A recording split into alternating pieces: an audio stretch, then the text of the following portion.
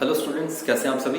तो आज मैं आपके लेके आया हूँ इनऑर्गेनिक केमिस्ट्री का सबसे कॉमन एंड सबसे इंपॉर्टेंट टॉपिक हाइब्रिडाइजेशन।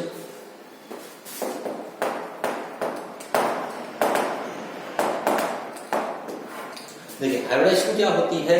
हाइब्रिडाइजेशन वो फिनोमेना है जिसमें हम इंटरमिक्सिंग ऑफ ऑर्बिटल्स करवाते हैं, जिससे हमारे पास नए ऑर्बिटल्स बनते हैं जिनकी एटॉमिक ऑर्बिटल से डिफरेंट शेप्स होती है और डिफरेंट एनर्जीज होती हैं। एग्जांपल की हम बात करेंगे सबसे पहले मीथेन, सबसे कॉमन एग्जांपल है आपके पास। Atomic number of carbon atom is 6, configuration 1s2, 2s2 and 2p2। This is the 2s2 outer है। आउटर एनर्जी लेवल्स जहां पे की प्रिंसिपल क्वांटम नंबर की वैल्यू सेम हुआ करती है, वो होता है आपका बैलेंस शेल। तो देखिए किस तरह से हाइब्रिडाइजेशन मीथेन में हुआ करती है। तो जब ग्राउंड स्टेट है कार्बन की, तो ग्राउंड स्टेट में 2 इलेक्ट्रॉन 2s में है और p में भी 2 इलेक्ट्रॉन है। ठीक है। अब जब कार्बन ने हाइड्रोजन के साथ कंबाइन करना है तो कार्बन के ऑर्बिटल आ जाते हैं किसमें, एक्साइटेड स्टेट में। एक्साइटेड स्टेट में क्या हुआ करता है कि एक इलेक्ट्रॉन यहां से 2s से एक 2p में चला जाएगा। ठीक है। ये मान लीजिए आपका px है, ये py है और ये pz।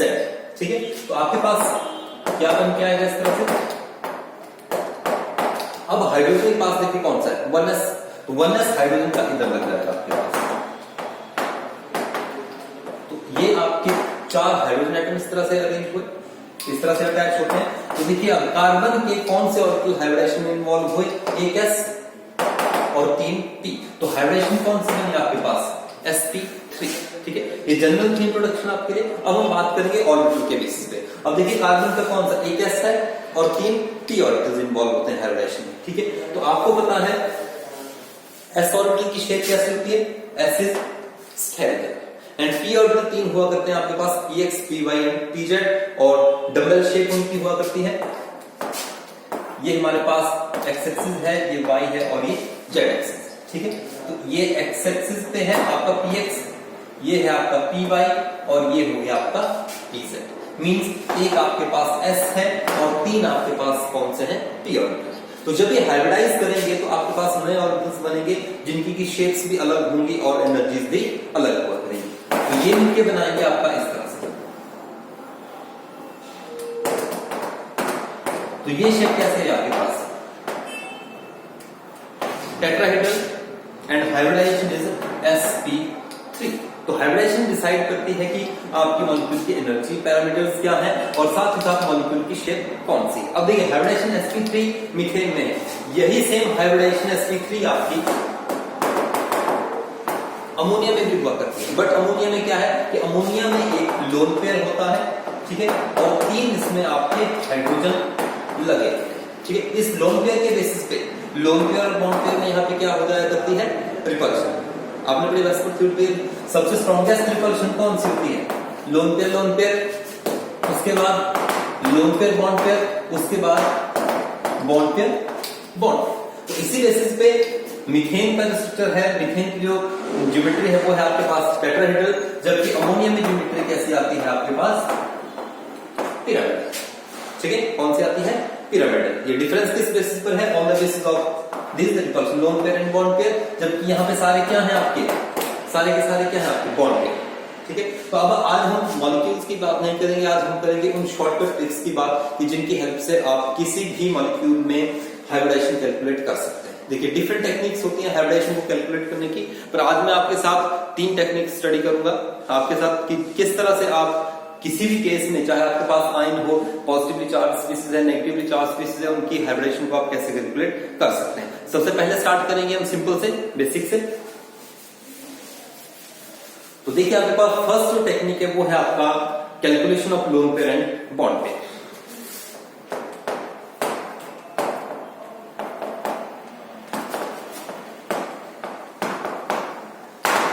जब lone pair and bond pair का सम आपका मिनिमम 2 से स्टार्ट करेंगे, 2 होगा, तो हाइब्रिडाइजेशन कौन सी हुआ करेगी, sp। जब 2 का मतलब है 2 हाइब्रिड ऑर्बिटल होंगे, एक s होगा और एक p। जब 3 है then this will be sp2, 4 है दिस विल बी sp3, 5 है दिस विल बी sp3d, 6 है sp3d2, 7 है sp3d3। इस तरह से चलेगा। ये आपके पास फर्स्ट टेक्निक है कि आपने क्या किया, loan pair and bond pair calculate करने हैं। ठीक है। अब इसी तरह से हम बात करें तो जैसे आपके पास sp है, sp में कौन सा है, जैसे हम कार्बन डाइऑक्साइड कंसीडर करते हैं CO2, ठीक है। तो CO2 में क्या है, बॉन्ड पेयर कितने हैं आपके और लोन पेयर कितने। इसमें आपने ध्यान रखना है कि जब भी ऑक्सीजन कंटेनिंग कंपाउंड है तो मोस्ट ऑफ द केसेस में ऑक्सीजन के साथ डबल बॉन्ड हुआ करता है, ठीक है। और ये भी आपने ध्यान रखें, इसमें हाइब्रिडेशन कौन सी कंसीडर करते हैं, बॉन्ड एक सिग्मा होता है जैसे और एक पाई होता है, अगर हम अदर ऑर्गेनिक कंपाउंड्स की भी बात करें, ठीक है। तो उसका आपने ध्यान, इसमें दो कौन से आए आपके पास, इधर सिग्मा, ठीक है। तो हाइब्रिडेशन कौन सी बन गई यहाँ पे, sp। इस सिग्मा और पाई की मैं आपको बात बता दूं, 2017 में भी इंजीनियरिंग एंट्रेंस एग्जाम में क्वेश्चन इस तरह से आपके पास आया था।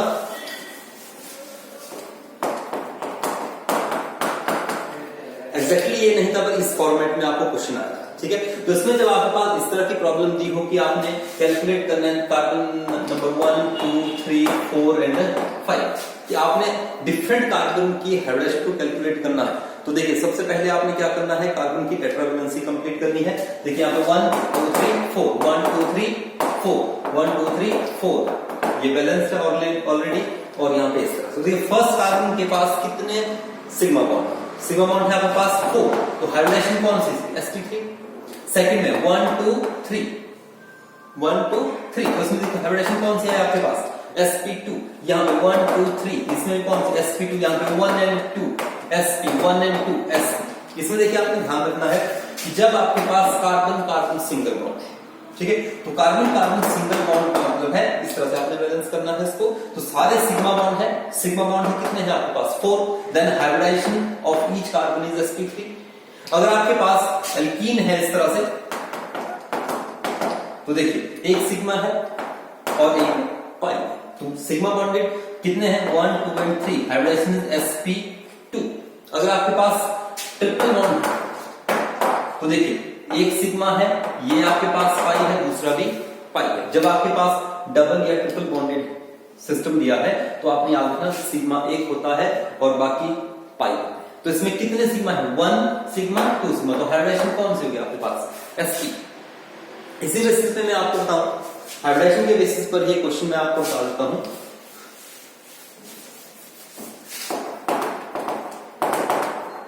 एसिडिटी आपने कैलकुलेट करनी है,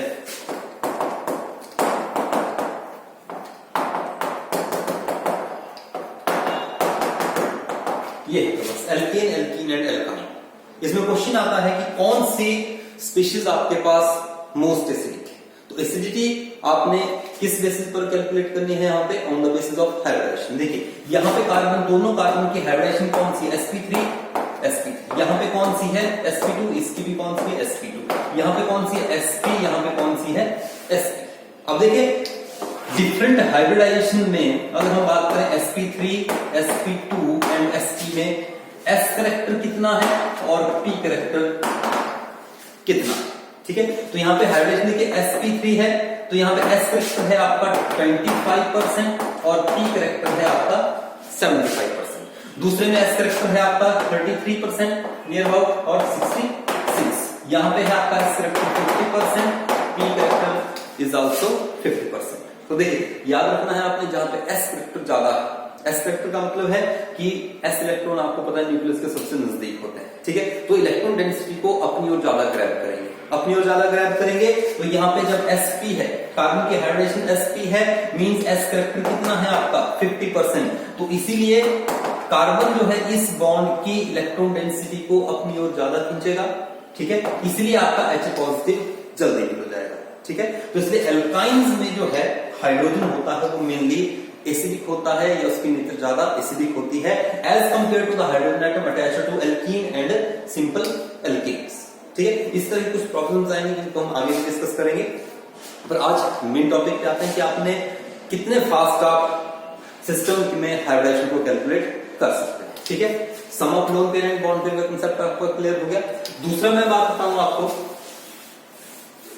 सेकंड है जब आपने हाइब्रिडेशन कैलकुलेट करनी है तो आपने ध्यान रखना है number of atom attach plus lone, ठीक है। Number of atom attach and loan. For example हम कंसीडर करते हैं कार्बन डाइऑक्साइड, ठीक है। तो उसमें नंबर ऑफ एटम, कार्बन के साथ कितने एटम अटैच्ड हैं आपके 2। लोन पेयर कितने हैं इसके साथ आपके? कार्बन के 4 बैलेंस में होते हैं, चारों बॉन्डिंग में इन्वॉल्व हैं, तो उसमें लोन पेयर कितने हैं आपके? 0। सम हो गया 2, हाइब्रिडाइजेशन इज sp। इसी तरह से बात करेंगे BF3, number of atom attached हो गए बोरोन के साथ 3, lone pair 0, then hybridisation is sp2। तीसरा बात करेंगे methane, number of atom attached 4, lone pair is 0, then sum is 4, hybridisation is sp3। इसी तरह से अमोनिया है, number of atom attached 3, lone pair, nitrogen के ऊपर एक लोन पेयर हुआ करता है, तो यहां पे कितना आ जाएगा? 1, हाइब्रिडाइजेशन sp3। इसी तरह से PCl3 ले लीजिए, फास्फोरस नाइट्रोजन फैमिली का है, तो उसमें सराउंडिंग एटम है 3, लोन पेयर है 1, तो हाइब्रिडाइजेशन कितनी बन जाएगी आपके पास? sp3। इसी तरह से आप बहुत एग्जांपल जैसे PCl5 की आप निकाल सकते हैं, SF6 की आप निकाल सकते हैं, डिफरेंट एग्जांपल्स को आप इस बेसिस पर ट्राई कर सकते हैं। ठीक है, इसके नेक्स्ट जो मोस्ट इंपॉर्टेंट टेक्निक है आपकी, जिसका आपने मेनली ध्यान रखना है, उसमें हम नंबर ऑफ लोन पेयर्स भी कैलकुलेट कर सकते हैं और कोई आयनिक स्पीशीज है उसकी हाइब्रिडाइजेशन भी कैलकुलेट कर सकते हैं। तो आइए देखते हैं। थर्ड टेक्निक में आपने नहीं ध्यान रखना है, सम ऑफ बैलेंस इलेक्ट्रॉन्स। ठीक है, अगर सम ऑफ बैलेंस इलेक्ट्रॉन आपका 2 to 8 के बीच में आता है, that will be divided by 2. If the sum of valence electron is between 8 to 56, that will be divided by 8, and if it is greater than 56, उसको divide करना है आपने 18 से। सिंपल है, अगर सम ऑफ बैलेंस इलेक्ट्रॉन 2 से 8 के बीच में आता है, 2 से डिवाइड करना है, 8 से 56 के बीच में आता है, 8 से डिवाइड करना है, 56 से आगे जितना भी हो उसको आपने डिवाइड करना है 18 से। एग्जाम्पल की बात करेंगे, सबसे पहले हम कॉमन एग्जाम्पल लेते हैं मीथेन का। तो देखिए, कार्बन के बैलेंस में कितने इलेक्ट्रॉन है? 4, ओनली बैलेंस इलेक्ट्रॉन्स। ठीक है, हाइड्रोजन के पास 1 है, हाइड्रोजन 4 है, आपके पास कितना हो गया? 8 किसे डिवाइड करना है आपने? देखिए 2 से किया 4, 8, तो 4 आया, तो 4 का मतलब हाइब्रिडाइजेशन कौन सी होगी? sp3। इसी तरह से बात करेंगे, अमोनिया है, नाइट्रोजन के बैलेंस में देखिए कितने इलेक्ट्रॉन होता है? 5, हाइड्रोजन के पास 1 इलेक्ट्रॉन है, कितने हाइड्रोजन अटैच्ड है आपके पास? 3, ये भी आ गया आपका 8, सेम है, तो हाइब्रिडाइजेशन होगी आपकी sp3। तीसरे एग्जांपल की हम बात करेंगे,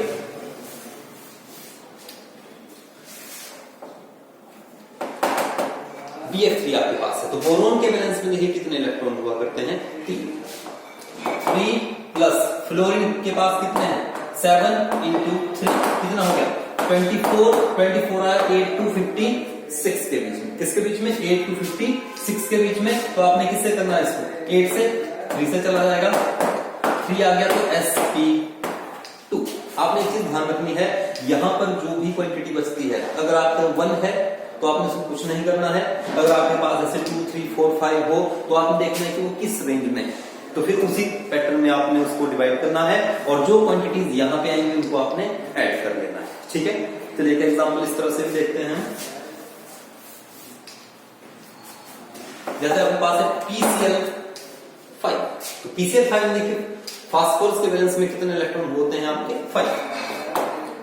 क्लोरीन के पास 7 electron, number of chlorine 5, and the some is 40। इसमें देखिए कितने हो जाएगा? 8 से 5 है, हाइब्रिडेशन sp3d। PCl3 लीजिए, 5 प्लस 3 into 7 कितना हो गया? 21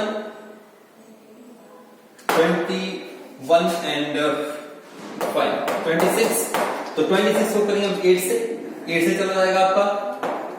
अब यहाँ पे देखिए 2 बच गया आपके पास, अगर 2 है तो आपने किस रेंज में आया? 2 to 8 के बीच में डिवाइड करना है, 2 से 1 आ जाएगा, 3 and 4 हाइब्रिडाइजेशन sp3। क्लियर हो गया?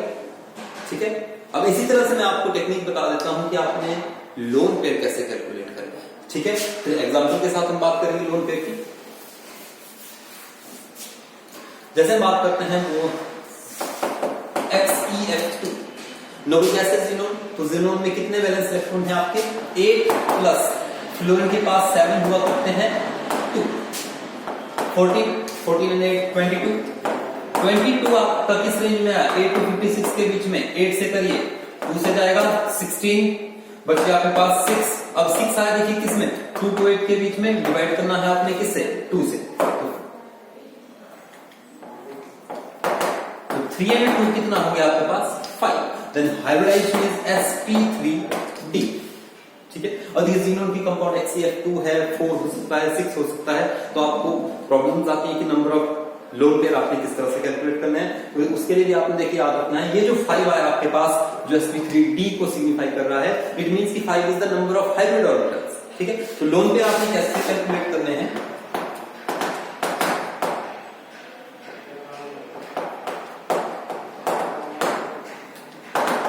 Hybrid orbitals minus